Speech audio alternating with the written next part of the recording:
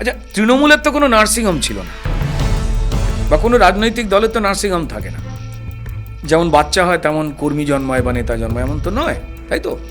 মানুষ নিজের মতামত পরিবর্তন করে, যেভাবে পশ্চিমবঙ্গের মানুষ তার ভোট পরিবর্তন করেছে।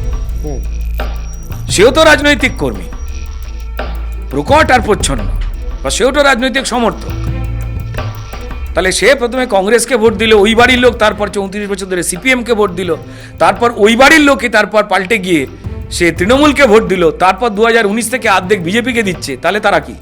আমি সাধারণ মানুষকে এই কারণে রাজনৈতিক কর্মী বা আধা কর্মীও ধরবো না, কারণ রাজনীতির অনেক পরিবর্তনের সাথে আমি বিশ্বাস করি অধিকাংশ সাধারণ মানুষের জীবনে তারা অন্তত বুঝতে পারে না যে সরাসরি কোনো ফায়দা নেই। তারা বুঝতে পারে না, এটা কার দোষ?